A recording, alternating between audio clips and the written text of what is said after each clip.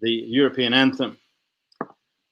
Well, today we got some very special guests with us as we discuss the relevance, the topicality of Robert Schumann's thinking for the Europe that is having to emerge after the Corona crisis.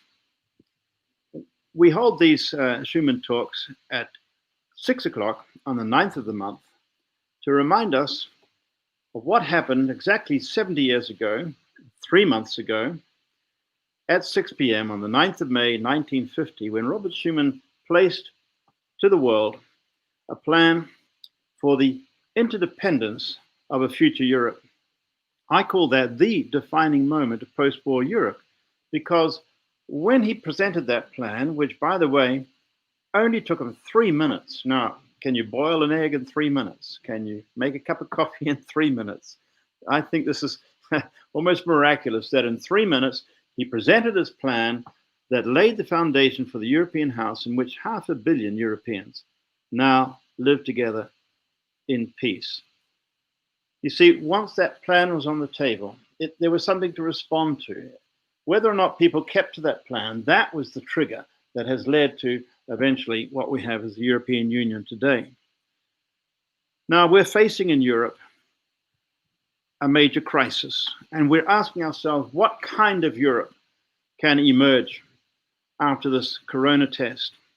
There are some parallels, but nowhere near the depth of trauma with the World War II situation. And we all know, of course, who won the war, but we don't often think who actually won the peace. For those 5 years after the war were years of great uncertainty, years of bitterness, years of brokenness, years of division. They were years when people didn't know what the future would hold. And even as the European coal and steel community talks were going on to see what can come out of this, the Korean War broke out, and the fear of the Third World War was everywhere. What can we learn from the process that Robert Schumann and his colleagues went through, and particularly his own thinking, to help us see our way forward in Europe today? What kind of post-Corona Europe do we want to see? And so I want to introduce to you our three guests today. Margriet Craitenberg, she's a senior lecturer at the Hague University of Applied Sciences, and she is the author of her, well, it's a doctoral dissertation. Let me get this in front of the lens. Schumann's Europe, his frame of reference, a book that I have learnt much from. And we have joining, yes, so Margriet is joining us from The Hague, also here in the Netherlands, and joining us from Austria, from Innsbruck, is Wolfgang Palaver. Now, Wolfgang has over 50 publications to his name. I don't have any of the books in front of me, but Wolfgang, I wonder if you'd hold up your book on René Girard, on his mimetic theory. And this is one of your best-known books, I believe. But you've written on many topics, including spirituality and politics, and this is what we're touching on today. And then Victoria Martin, who's with us, is actually from Belgium right now, but she comes from Spain, and she's written this book called Europe, A Leap into the Unknown, that I'm just reading right now and finding extremely full of interesting information. And so we have three people here who spent a lot of time thinking about Robert Schumann and about the thinking of the people who are around him as well, and have got much to tell us, I think, about what relevance Schumann has for our thinking today, particularly around the concept of community. There's a quote I came across many years ago, and I often use, but I have not, to be honest, I have not been able to find the original source of it, and I wonder if anybody can help me with this. I'll tell you the quote, and it goes like this. It's this vision for Europe to be a community of peoples deeply rooted in Christian values. Now, I can't put on a hat of a scholar. I'm not a scholar. I can put on a hat of a journalist, and a journalist doesn't reveal, a good journalist doesn't reveal his sources. So I'll use that as my excuse for not being able to tell you where that quote comes from. that maybe one of our three guests can help me with that. And so it's this concept of a community of peoples. What does that mean?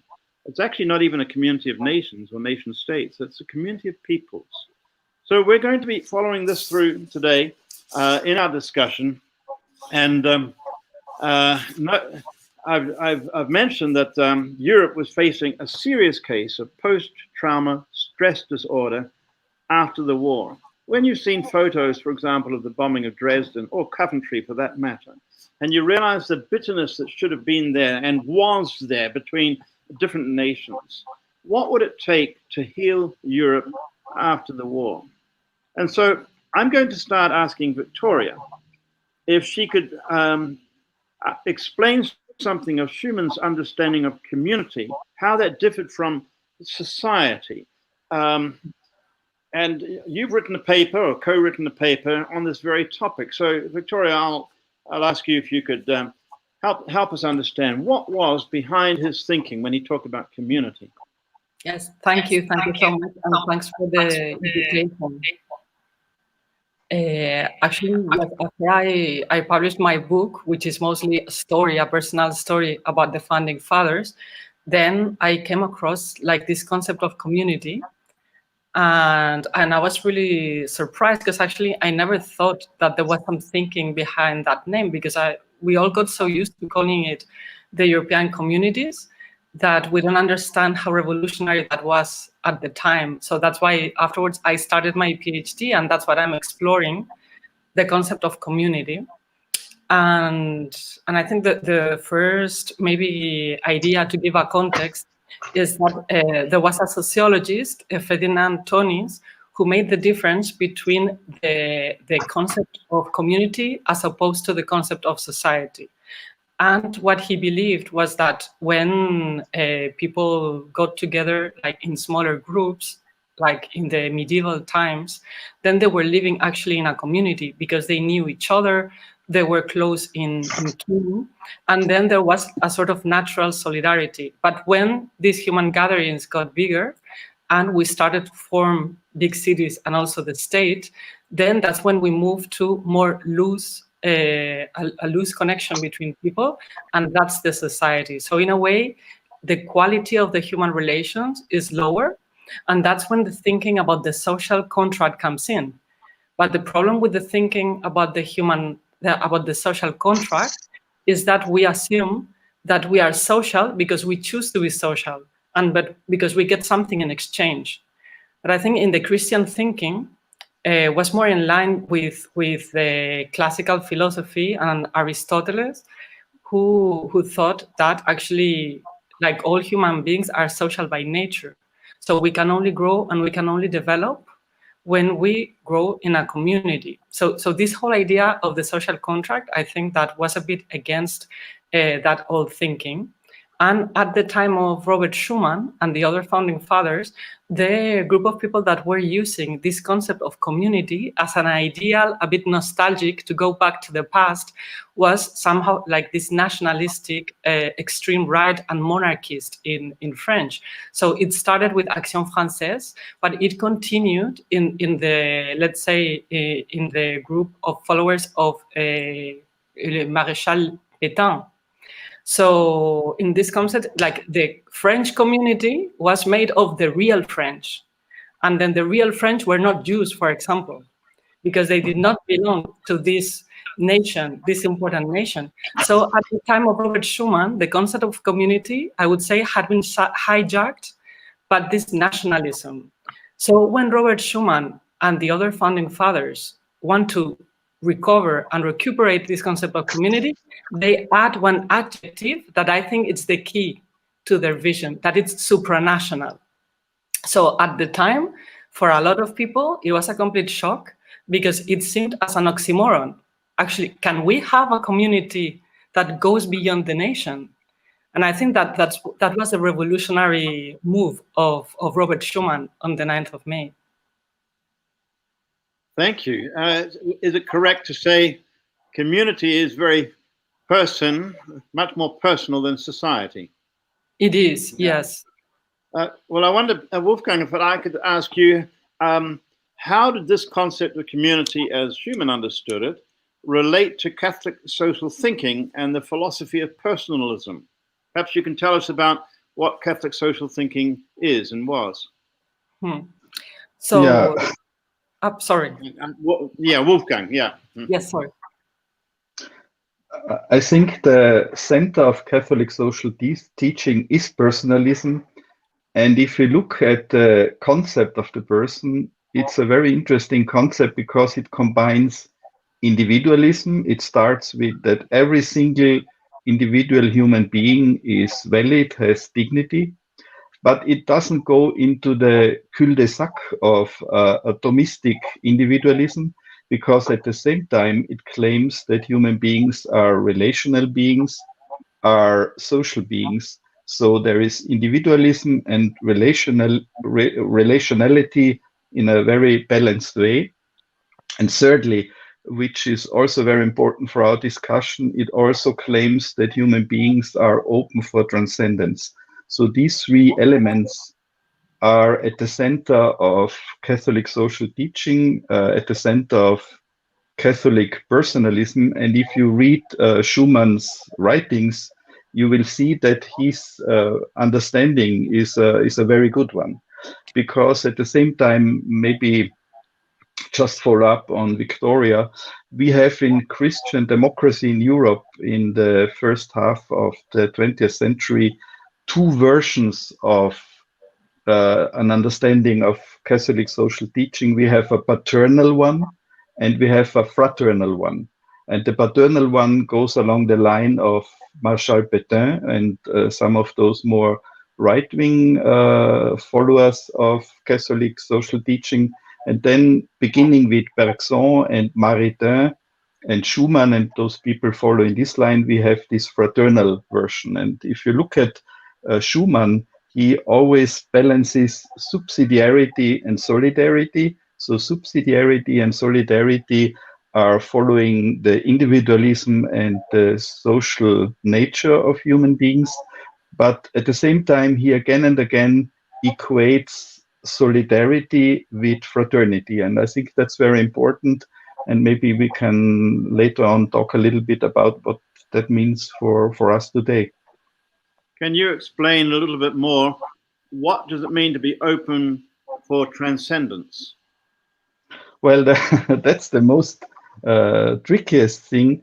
It means that human beings have a deeper longing for more than we get usually. So all human beings are claiming for more of being.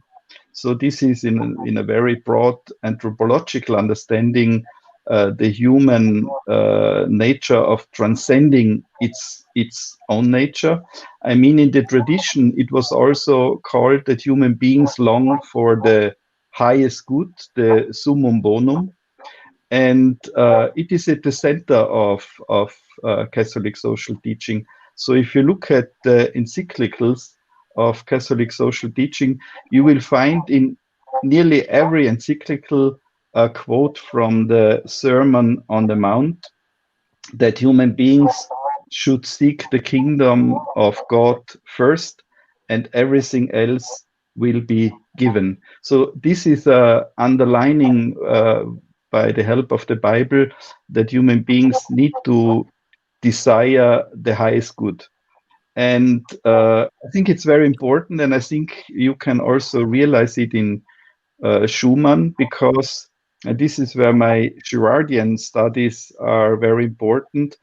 As long as we just aim at material goods, we are easily caught up in rivalries, in violence, and even wars. So if you look back to the First and Second World War, to all the fights, the nationalistic fights, it's very often fights about goods that cannot be shared.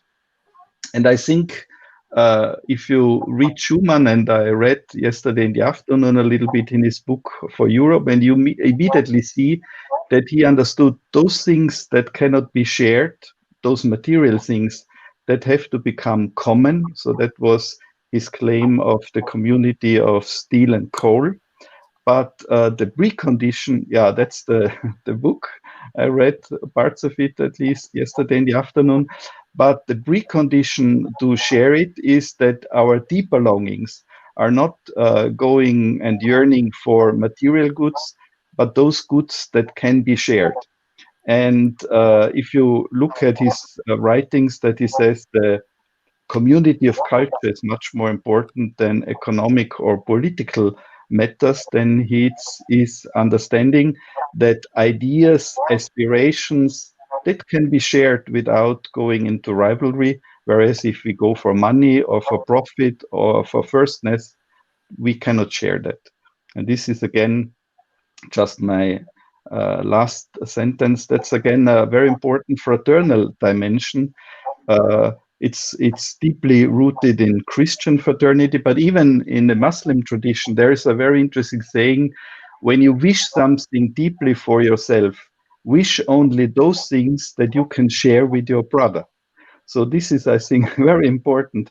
If we long for those things that we can share with our brothers and sisters, we do not get caught up in fights and violence.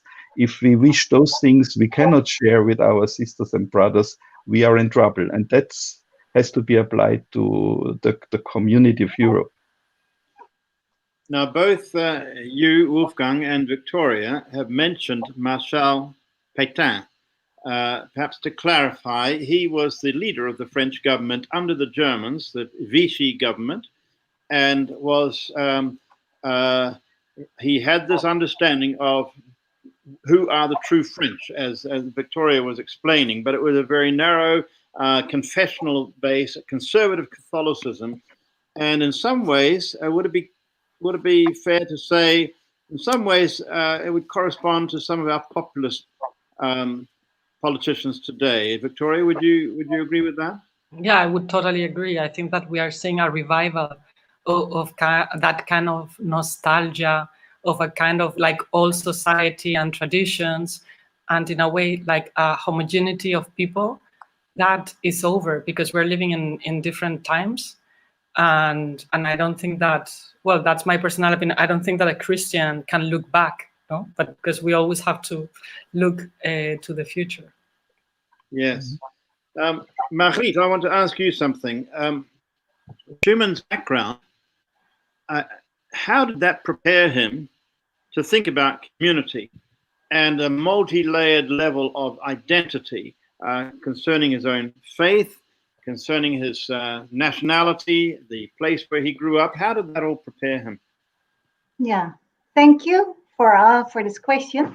And I think I will also refer to what the former speakers just said. It's really, really nice. But I start with saying that his background, of course, had influence because his father was from Lorraine. He was a Frenchman and he became a German after the Franco-Prussian War in 1870-71. And his mother was from Luxembourg, but she became German when she married to his father. So Schumann, who was born in Luxembourg, he was born a German, which is quite special, of course. And then he had his school in Luxembourg. He studied in Germany and did his PhD in Strasbourg, which was then also Germany. So he was more or less experiencing already a kind of mini European Union, you know, the different cultures. So he was acquainted with it and he appreciates all the different cultures also. He also had a lot of family in Belgium. So, you know, this is already one of the reasons that you can think, okay, he was familiar also with the difficulties because of Alsace-Lorraine, which was really a war-torn region since the Treaty of Verdun in 843. Then the Habsburg Empire, later on Germany and France were always fighting because of that region, because of its richness in coal and steel, which you can use, of course, for the arm industry, also for utensils, of course, domestic utensils, but also for arm industry. And so he thought already, okay, there was an enormous longing. Wolfgang was speaking about a longing for the highest things. Well, one of the longings of Robert Schumann was to long for peace. And that's also why he was it's quite natural somehow that he was a person who was really prepared for it, but above all because of his Catholic faith. And that is most importantly, and that you can, when you read his, all the books that I read about Robert Schuman, things like that, you see every time again that when his father died when he was very young, then his mom died, he was 25 or so, 1911, and then he had this crucial moment in his personal life that he thought, do I have the calling, the vocation to priesthood? Or shall I remain a lawyer? He was a very successful lawyer. So, yeah. And then one of his friends, Eschbach, also a German kind of name, is really funny because those in Alsace-Lorraine, you've got many people that have kind of a Germanish last name. Eh? That's how you can see also how mixed it is, his French-German interest. And his friend said, the saints of the future will be saints in suit. And that was for Schuman the moment that he thought, I remain a lawyer. And it's very interesting because this was in 1911. And then later on, when we get the Second Vatican Council in 1964, 61, 64, then the universal call to holiness, that every person is called to holiness, is then also proclaimed, you can say, by the Roman Catholic Church. But of course, it's as old as Christianity. The very first Christians lived already like that. As in normal life, you try to be well, the best version you were. You try to be holy. And now I want to come back. You said also this multi-level identity. Somehow you can even say it starts with his motto in life, which was, and that is precisely the longing that Wolfgang spoke about. We are all instruments, however imperfect, of a providence who uses us to accomplish grand designs that, humanly speaking, would be much too high to acquire, so we should be very humble, and that is, here and now I also come to the community definition that Victoria gave, because this is exactly what Schuman wanted. He focused on every person that has to have the social and spiritual dimension that you spoke about, Victoria, as something very natural. We are social beings, and we need a community, we need other people in order to develop it. And then we, after the First World War, I don't know if I continue now, but you have those different levels. You can even say personal level, then the regional level. Alsace-Lorraine, he had to adapt the laws of Alsace-Lorraine to the laws of the French government in Paris, the central government, and he did only the ones that were really, really needed, and the ones that were typical of that region, just, like teaching at public schools, also religious teaching at public schools, and social laws that were typical of that region. They were introduced by Bismarck. They could keep those laws, and everybody happy. I mean, the people in France, in Paris, and the people in Alsace-Lorraine, everybody agreed. And that's exactly this identity, this regional identity, national identity, even European identity, continental identity, it's at different levels. And that's also, and always he had this personalistic, perhaps you could say, desire that each person within this community, however big or small it was, could develop as much as possible. I don't know if this is an answer to your question, but yeah, good. I'm going to pursue some of these thoughts that have come up. I first want to say something as someone with a Protestant background, because people listening in might think, oh, this is just a Catholic program, and the three of you come from Catholic backgrounds. But my discovery, as I began to try to understand what was happening in Europe with the European community as it was then, which became the European Union, how should we look at this? Is this a Catholic plot? And a lot of Protestants seem to believe that. what I discovered is that we Protestants have some real blind spots. And ever since the Reformation, our focus has been on our territorial churches. And those of us who are evangelicals, we've sprung out of the mainstream churches, and our focus was the local church. So we never really got to actually think more broadly, or think, how does the command to love your brother apply between nations? And so this is what I've discovered is we've had to go to Catholic social thinking to really find the breadth of biblical thinking concerning what might God's purposes be for the nations as a whole.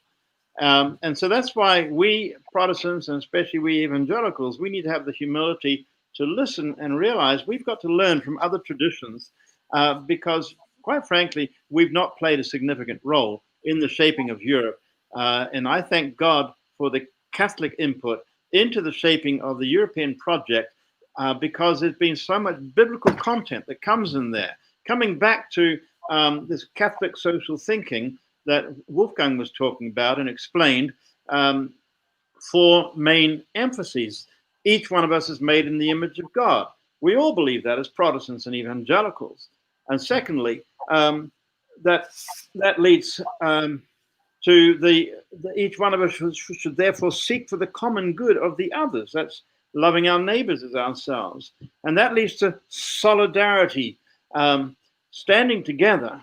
And lastly, this concept that Wolfgang mentioned, subsidiarity. Now, these words become just part of the EU language, and we use them each day. But a lot of people who are not involved in politics, this is all gobbledygook. It's Brussels. But subsidiarity means that you push the decisions down at the most local level as possible, as little centralization as possible. In other words, as much government as necessary, as little as is possible, I think is one way of putting subsidiarity. But before we lose the thought that Margriet brought up about this friend of Schumann's, who said to him, the next generation of saints will be wearing suits. In other words, there'll be people in ordinary jobs. Now, again, this has been a strong Protestant concept, the priesthood of all believers, that everyone is called to work in God's kingdom. John Calvin spelt that out very, very strongly in his experiment there in Geneva, that spread to England and Scotland and America and Holland, and played a very key role in the development of democracy. So this is not just a one-sided affair of Catholics and Protestants. We need to recognize what we brought to the table and listen to each other and learn from each other. So Wolfgang, I think, why is this understanding of sainthood very important for us today? Yeah, I was reading yesterday Victoria and Margriet's articles, and I enjoyed both of them very much. And interestingly, I made some notes, and one of the notes was this remark about that the saints of the future will be saints in suit. And I also thought this is the contribution of the Reformation to our world, a very important Reformation contribution, because the Catholic problem or the temptation of Catholics is sometimes to see sainthood just as for some special people, and not understanding that the project of Europe and all those demands are only possible if all of us strive in that direction of saintly understanding. And I think we have to emphasize that more and more. And I mean, maybe one of the more recent popes of the Catholic Church, John Paul II, understood that very well, because he beatified more people than all the popes inside the Catholic Church before. But also Pope Francis today emphasizes very much that all the human beings are called to strive to become saints. And I think, I mean, I personally thought about that today. This is very difficult in our world. And if we talk about the crisis of priesthood in the Catholic Church, you see that this understanding of focusing on the highest good is very difficult in our very materialistically focused world. But we have to go back to this understanding. And maybe a last hint in that direction. I was, because of the Corona pandemic, reading Albert Camus' novel The Plague. And this novel is, on the one hand, one of the harshest criticism of Christianity. And this was the self-understanding of Camus. But if you read Camus' novel with the eyes of a famous spiritual master of the Catholic Church, with Thomas Merton, you will see maybe Camus came very close to a good understanding of Christianity. And in the center of this novel, there is the discussion: can one be a saint without God? And maybe we should broaden the understanding of sainthood, and where people experience the kind of grace that let them see what their neighbors need. Those people are following the path of sainthood, and we have to emphasize that more and more. I think it's very true that there are a lot of non-believers who often lead more upright lives than a lot of believers, unfortunately. You were just mentioning two papers. There's a paper that Victoria co-wrote here, and one that Margriet wrote, that this is Robert Schuman's concept of European community, what lessons for Europe's future. We will add those to our Facebook page so that listeners can download these papers and read further. But let me come back to Victoria then.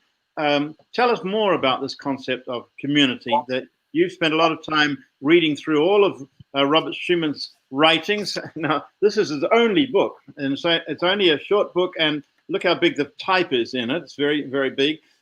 This is the only book that he actually wrote, but he wrote many political speeches, and Victoria, I believe you've analyzed all of them. So tell us more about this concept of community that he was talking about.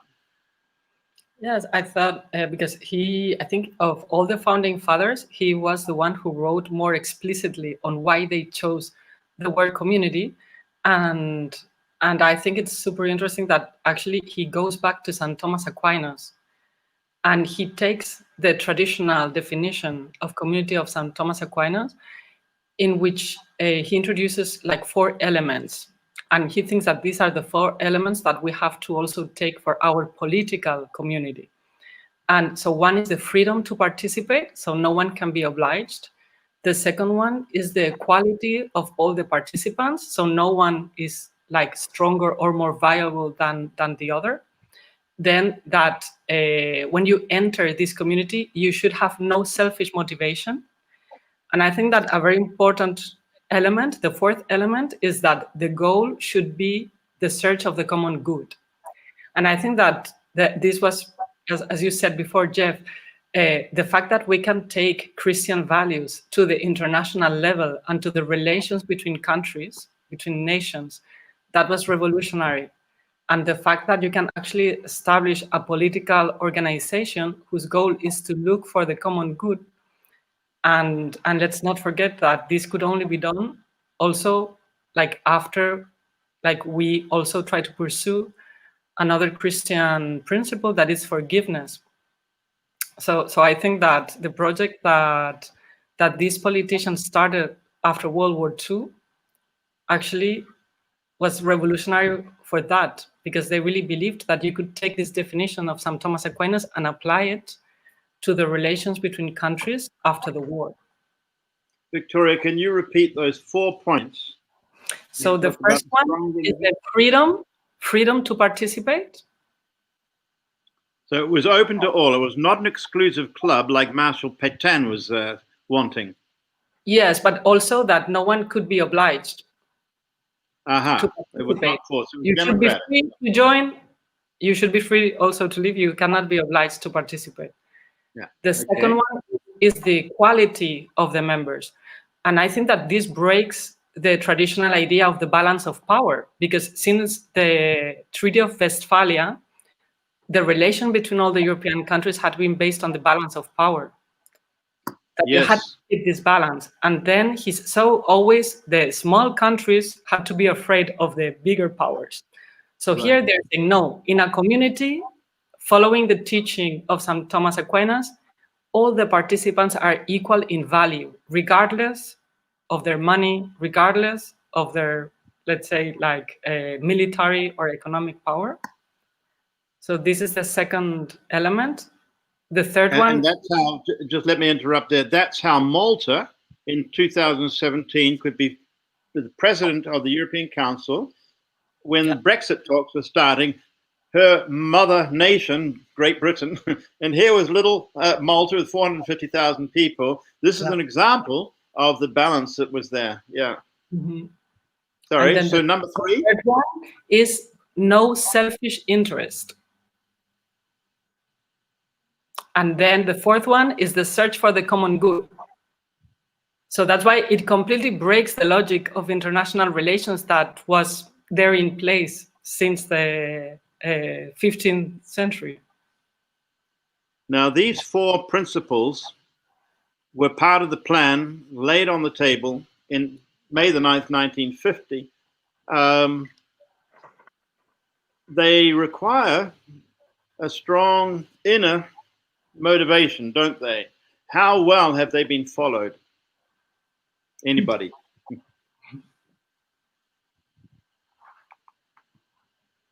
Yeah, not. Is this the problem we're facing? I mean, doesn't this relate to Jacques Delors' statement in 1992? If we've not found a soul for Europe within the next 10 years, and he said, I mean by soul, spirituality and meaning, and I think you could wrap these principles into that, then the game will be over. And it is the difficulty of passing this on to generations of leaders in different nations. In some ways, it's a miracle we've gone as far as we have gone. Well, tell me, yeah, go ahead, Wolfgang. Yeah, when I was rereading the second chapter of Schumann's For Europe yesterday, it struck me that he emphasizes solidarity so much. I mean, of course, he had a very balanced understanding, and Catholic social teaching always balanced subsidiarity and solidarity. But just in the beginning of the European community and his whole project, he needed to convince the people how important solidarity is. And if we look at the current discussion, especially, for instance, from Austria, I am a little bit worried that especially the Christian Democrats in Austria, they emphasize subsidiarity, and solidarity they don't want to mention a lot. So this is a problem. Of course, it's not only a problem of the politicians, it's also a problem of the people. So we had just this discussion about the fund that should help the nations, especially the European South, to overcome the economic consequences of the corona pandemic. And there were Austria and 3 and then 4 northern countries who called themselves the Frugal 4 or the Frugal 5. Some critics rightly said maybe they should be called the Misery 4 or 5.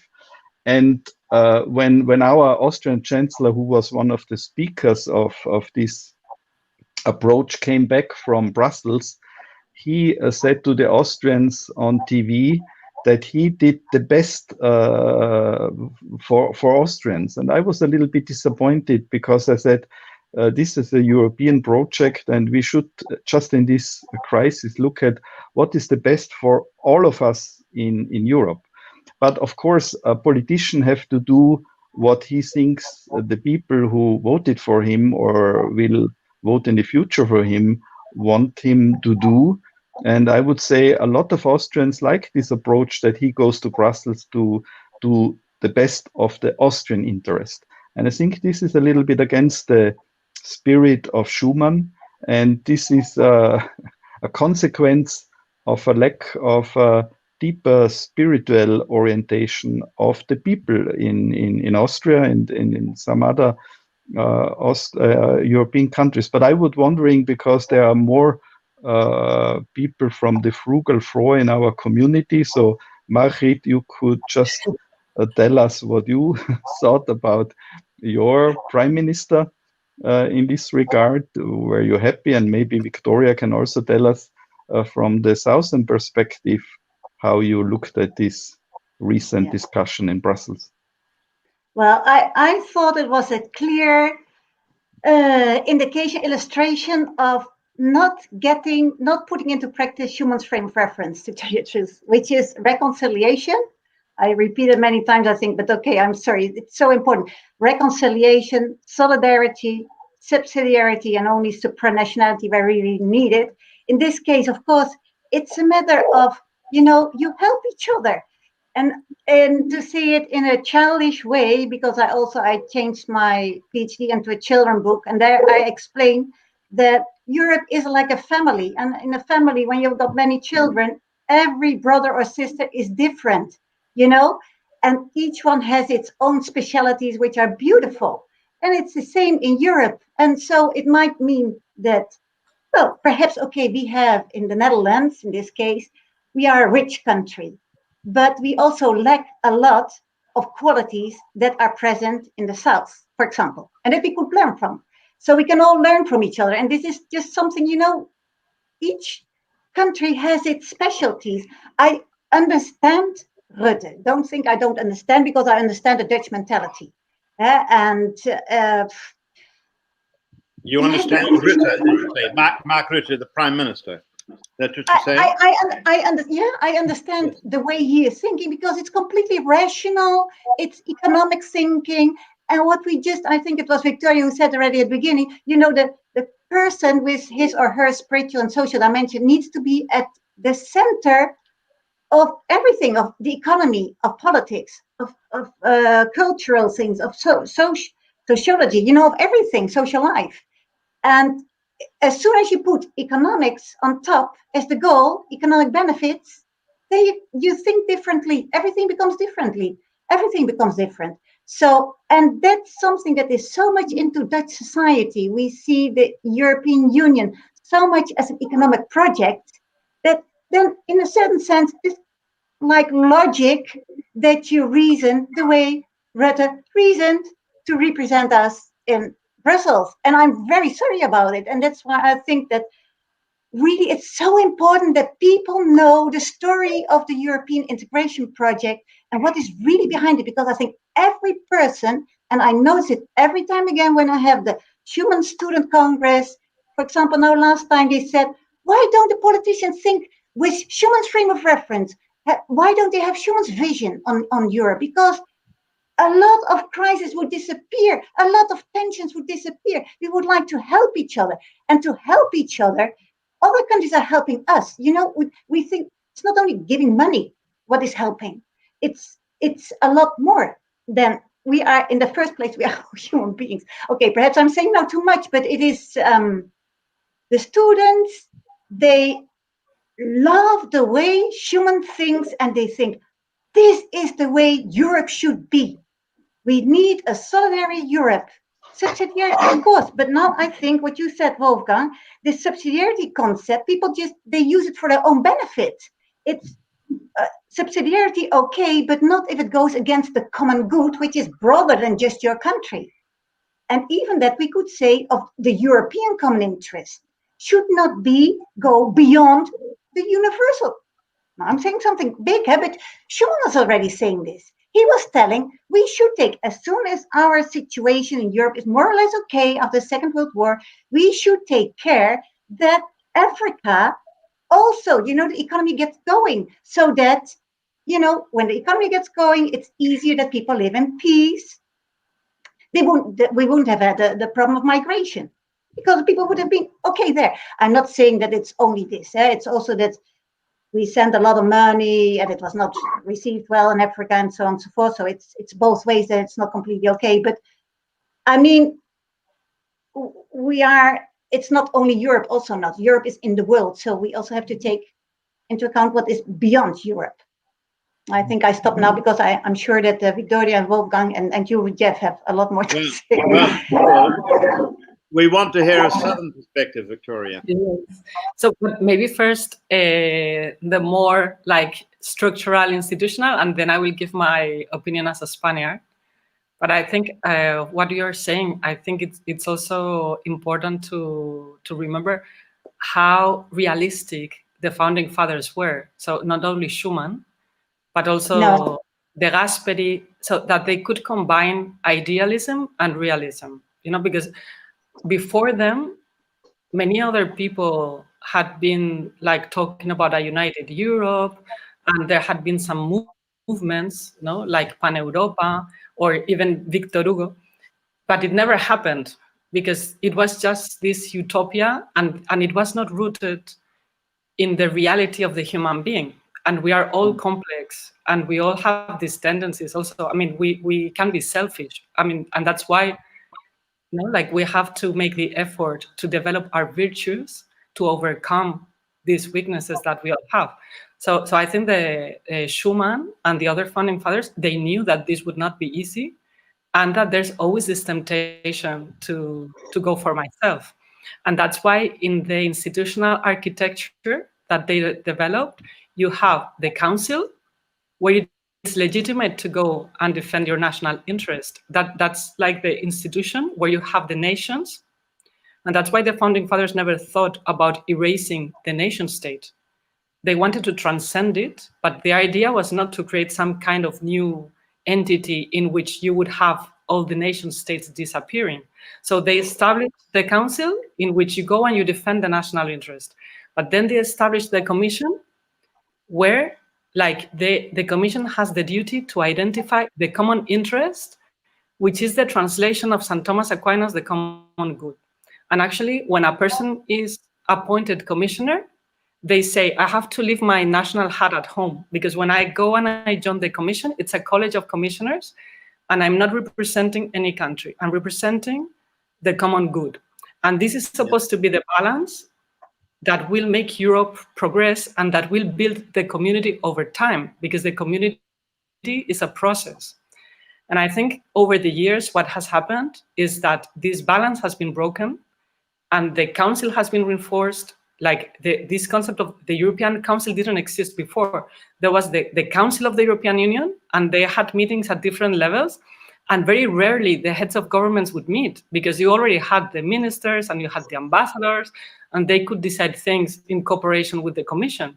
But suddenly it's like what we give to the Commission to work through the community method is smaller. Like migration is not a European competence.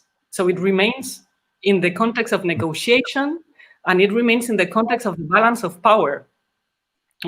So it's not like a pure, not a pure system of the, like Christian community was created in 1950, but like the structure was put in place to develop the community over time.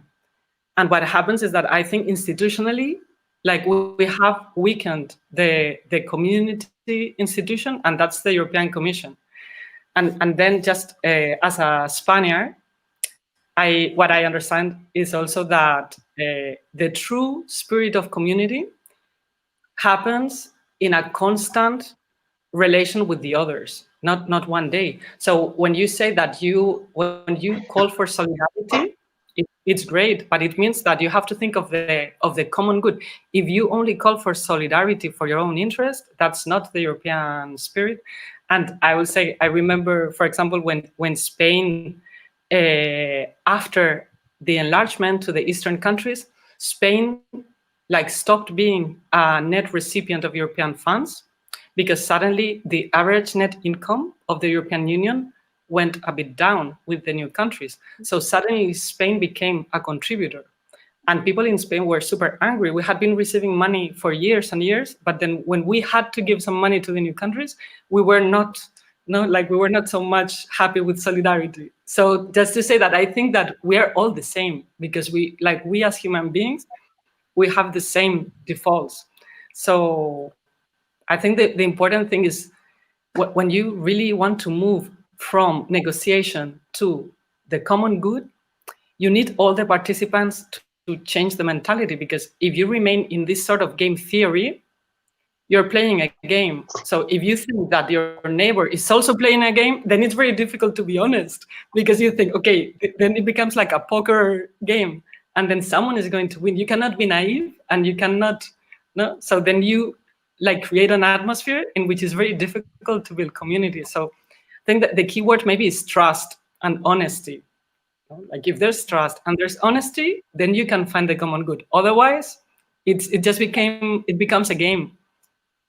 Victoria, you made a point before when you were talking about those four principles, one being the balance between the stronger and the weaker, that each nation is equal and valid. That actually is a safeguard for nationhood, for the smaller nations. Without that, the smaller nations get eaten up by the bigger nations.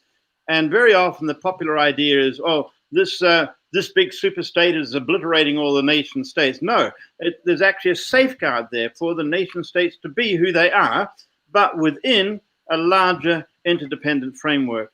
And I wonder, when we changed the name from the European Community to the European Union, did we lose something? Was that part of the turning point, Victoria, what you said now, that then it started being taken over by the states? Does anybody know why that shift took place? Why the name changed from European Community to European Union? Well, if I can say, because for my book on the founding fathers, I interviewed a lot of people, like very elderly, who had met and worked with the founding fathers, and I interviewed a man called Jean-René Rabier, who was the head of cabinet of Jean Monnet even before the Schuman Declaration, and then he moved to the high authority with Jean Monnet. And he told me, I don't know, but that it was the British were insisting before the Maastricht Council that the name would be changed, because especially both in German and in French, and I think also in Italian, but at that time they were mostly worried about like France and Germany. The word community is very powerful, and it conveys this whole idea of the quality of the relations. And the British did not want the union to go in that direction, so they pushed for the name to be changed. That's interesting. Wow. So can we go back now to call it again a community after the British have left? I mean, this will not be possible, but that would be a good question, right? We should have a discussion about it. Yes, yes, indeed.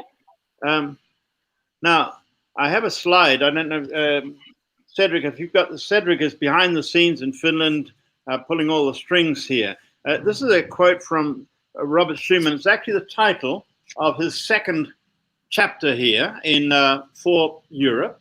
And it says, before being a military alliance or an economic entity, Europe must be a cultural community. Now, many countries, in my understanding, joined the European Union because they thought it was just an economic thing, and the British were part of that as well. And yet, there seems to be such a lack of understanding, a lack of preparation of the people from schools upwards. My sons all had university educations in Europe, never heard of Robert Schuman. They had of the pianist, but not of the politician. And it's this lack of understanding. What is this project all about that allows everybody to kind of decide, oh, this is what I think it is. This is the woman I'm going to marry. You know, it's not the woman in reality, but it's the woman of my imagination. And after a few decades, you get disillusioned because you don't know what the central principles really are. So have we got the cart before the horse here? Let's have a discussion about this. Maybe Wolfgang. I mean, first of all, coming back to the discussion before, and I think that links to this quote, to blame just the politicians for their games they have to play in the negotiations in Brussels. I agree with Victoria, this is a difficult thing, but just to blame the politicians only would be completely wrong, because the politicians in democracies most of the time follow the people, and the spirit of the people is not up to the level of the Schuman frame of reference. So therefore, to emphasize the cultural community, to exchange between people, to have personal encounters, to work on this pre-political level, I think is very important. And this is a thing that has to be an ongoing project, because every new generation has to get involved in this cultural exchange. And whenever we think that the European project is finished and settled and finalized, then we again already lose the spirit. So this is an ongoing project, and therefore we have to engage the churches, the religions, the civil society has to engage in this cultural community of Europe, not on an idealistic abstract level, but in real encounters, in friendships, in engagements and meetings. And reading this second chapter, you really feel there is an outline of what we have to do, and this is ongoing. It will never be finished. Margriet, what are you doing to prepare children? Yeah. You talked about the Schumann Student Conference, and tell us a bit more about that, and also about the children. Okay, since I defended my thesis in 2012, I organize every year. So now we had for the 7th year, just before the Corona breakout, the 7th annual International Schumann Student Congress. And then I prepare the students, just telling them, I give them 3 lectures on Schumann, his way of thinking, the whole story of how the European Union came about, etc.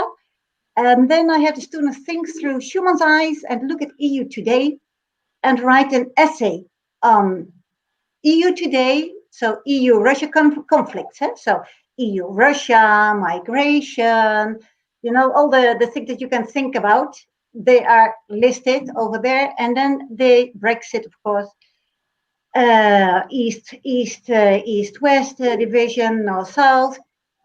The students write about problems that we encounter these days from Schumann's frame of reference. And they have to come up with a kind of solution. And then we always have the Schumann Congress. But before saying that, I also added the last 2 years a personal leadership program. And personal leadership based on the 7 habits of highly effective people of Stephen Covey. So it is, everybody knows it, I think. But I focus on the virtues. I ask the students, first of all, what kind of qualities would you like to see in another person? And then each one, many are Erasmus students, so they come with an exchange. Each one, I had last time 29, says another kind of quality, virtue that he or she wants to see another person. One is trust, that Victoria also mentioned. Then honesty, of course, patience, well, name it, you name it, kindness, etc. And then I asked them to work during 6 weeks on one quality that they really would like, because everybody has all the qualities inside somehow, but one is more developed than the other one. So to work on one quality that they really, really want to improve it. And every day, just do examination of conscience. How did it go with my patients today? Again, I was impatient. Why? Make a resolution for the next day, etc. Amazing the results. People that were first kind of negative know how to become positive. Their whole life changes. I'm saying this, and now it seems as if I'm going away, but I come back to the Congress. And there was one Greek guy, for example, and he said, I'm so positive, my parents hardly recognize me anymore. And his friends also said, because people come with questions, and he goes, oh yeah, let's do it. Oh yeah. So he said, it's so nice to be positive. I suddenly realized how nice it is to be positive. I was always negative. Now I'm positive. And it engages other people. So another one said, no, I want to become punctual. I'm always too late. No, I want to become punctual. And she became punctual. She noticed how other people liked it very much that she was punctual. So now she's punctual. So it is good qualities that encourage other good qualities. And I asked the students, sorry. Go ahead.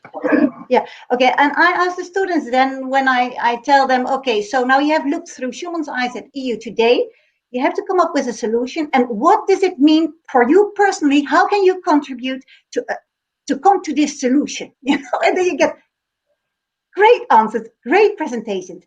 And then we have the Schumann Congress. There are about, now say, last time we had 105 students from all over the world. So this is also very nice. So then there is, for example, a presentation EU-Russia.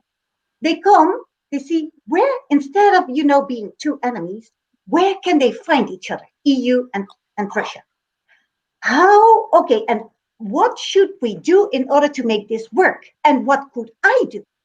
Okay, they come with this kind of solutions. And then, of course, the Russian students, they come with their feedback. Oh, I don't think this is a good idea, or I do think this is a good idea. And we have very, very lively discussions. So this is one way of engaging the people. And for example, the students that gave this presentation on EU-Russia, then he said, I want to become a politician because this way we can change the world to the better, like Schuman wanted. You know, it's really nice. But then, okay, the other one is Schuman for Kids. So together with a colleague, I changed my PhD into a children book. And now we have, every year, we had it this year for the fourth time, Schuman for Kids. So they have a whole module at the European School of The Hague. And then for the fourth graders, the children are 9 and 10 years old. They read the book. We also made a PowerPoint of it. And I work together with students, with 30 students at our university. They come, they go to the European school, they teach about Schuman, and they have all kinds of quizzes and drawings, and I don't know what about Europe. And also they learn about the other founding fathers. It's not only Schuman, but okay, I focus on Schuman because that's what I know most about. And then the last day, they come to our university in double deckers, so about 150 kids. And then, well, one of the ambassadors, we had the ambassador of Romania last time, who came and spoke to the children. And then she asked, for example, and what do you think? What is the EU for you? And then one says, 9 years old, I think the EU is so beautiful because, you know, we have this reconciliation. And if we then had not had this reconciliation, perhaps we would still be fighting. And then another says, yes, and I am from Hungary, and we have a very special situation in our country, but we also do our best to fit in well in the European community. You know, it's just amazing. And those are kids of 9 and 10 years old. And then we have all kinds of games that they do with the students, guided by the students, of 30 students. So it's really, I mean, everybody's very happy about it. And they make trees with all kinds of leaves, and then they have to write down all the qualities that they want to see in another person. So this is, again, this personal leadership, you know, the person should be kind, this person should be honest, etc. So now, yeah, it's for children, and they love it, and I love it too. Yes, thanks, Margriet. Yeah, we can see your enthusiasm will really fire the children up. So Victoria, let's start now, wrapping things up and thinking. We're facing a situation in the European Union right now with the pressure of COVID, the pandemic, and Brexit together. What application? What does it all mean for our politicians? What do we want to say to our spiritual leaders as well? What do we want to say to our citizens? Now, that's a big question. If you could just choose something, how should we respond? What difference does it make to know about Schuman's understanding of community? Well, it's quite difficult, but maybe Big question. I think the founding fathers, and especially also Monet, they thought that every crisis is an opportunity because it shakes our foundations, and sometimes we are confronted with a reality that we did not want to see. And I think that with the pandemic, we have been confronted with our weaknesses as society and also as Europeans.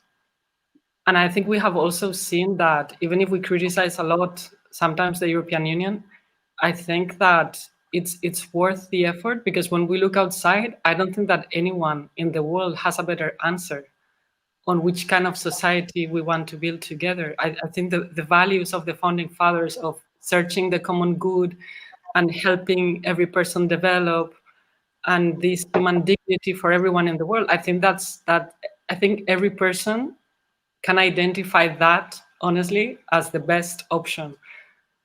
So I think that it's the time for politicians, but also for normal citizens, to rethink our way of living. And I think that try to really live up to these values that we all admire, but sometimes it's difficult to live on a daily basis.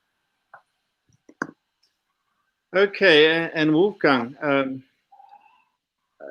is it reasonable to expect politicians to find a soul for Europe? I think you began to address that question before.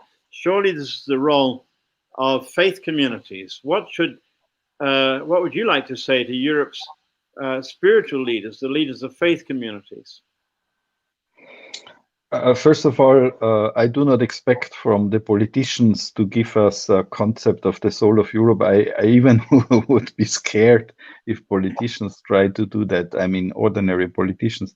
But I think this is a special challenge for faith communities and spiritual leaders and church leaders and leaders of religion.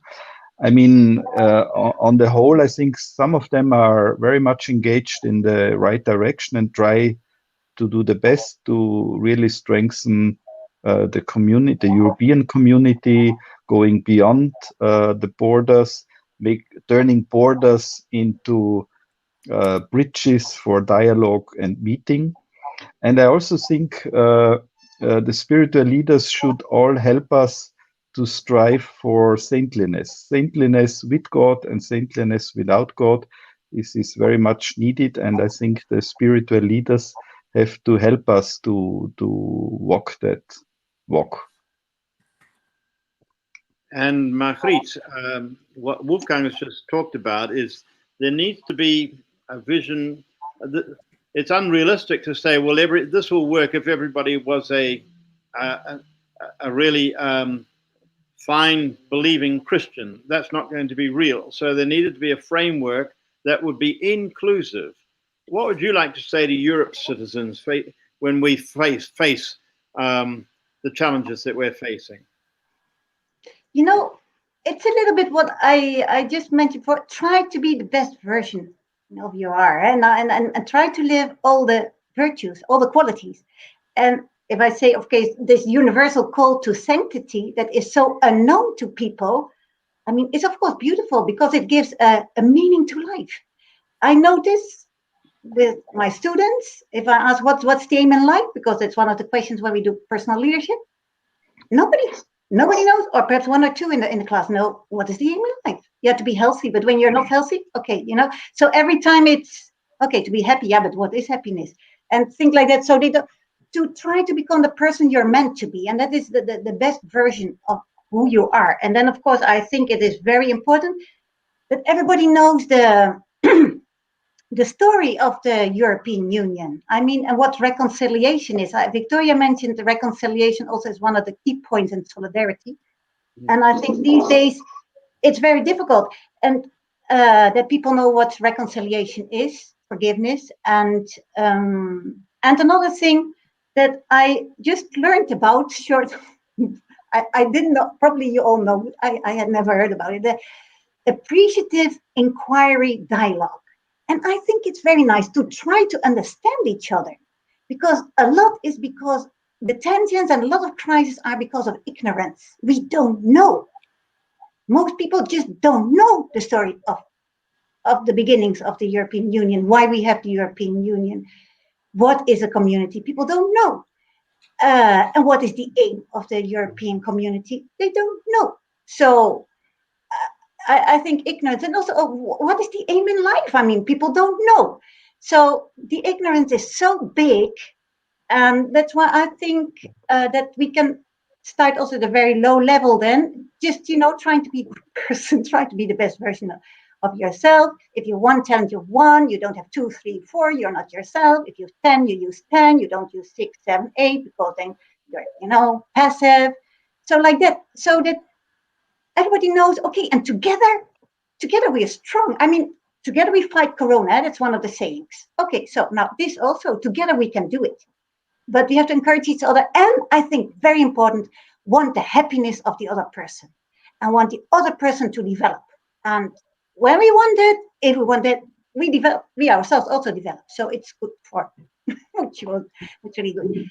So yeah, I mean, for the citizens, I would say there is a great way ahead, and just start with little steps, trying to acquire those good qualities that somehow you really, really would like to acquire, and just and fall, get up, fall, get up, fall, get up, constantly, and forgive the others constantly, and try to learn about the origin, the real meaning of the European Union, why it started and what is the aim of it, and then contribute to it.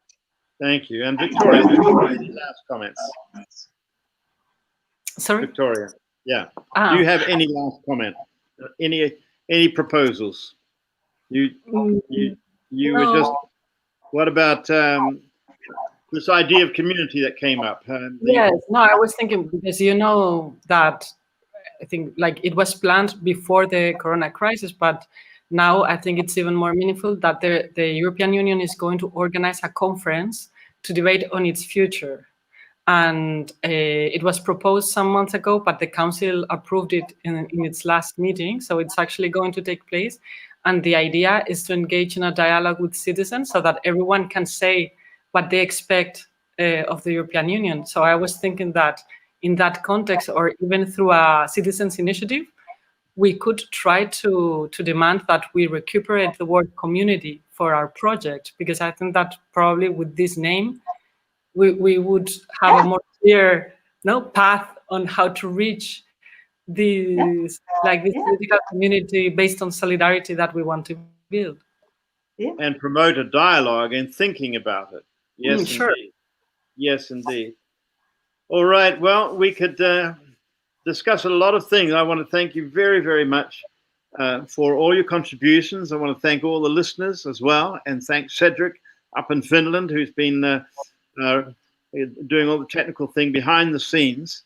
And I want to invite everybody to join us again in a month's time on September the 9th. It's going to be Tuesday, September the 9th. And maybe, Cedric, do you have a slide for us there? We're going to invite our first guest, Tom Holland, to join with Vishal Mangalwadi, who's an Indian philosopher, to discuss the role Christianity played in the development of modern democracy. When I discussed with Tom 2 months ago, what was that Robert Schumann's quote about democracy needs to be Christian or it will not be. It will become anarchy or tyranny. And I asked Tom for his comment on that, and he rather surprised me by saying, well, of course, everybody knows it was the Greeks. And yet, on the other hand, Tom has been saying, he said, if we are the fish in a fishbowl, everything we're swimming in is actually Christianity. So I was rather surprised that he wasn't more heretical in terms of what is the mainstream thinking on this.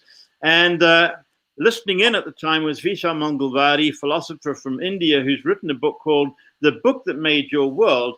And he was saying, no, Schumann was right. And so we're going to have a discussion between these two on what was the role of Christianity in developing modern democracy. And I'm sure that's going to be a very interesting debate as well. So we want to thank you all very, very much for your input tonight. And we look forward to connecting again in the future.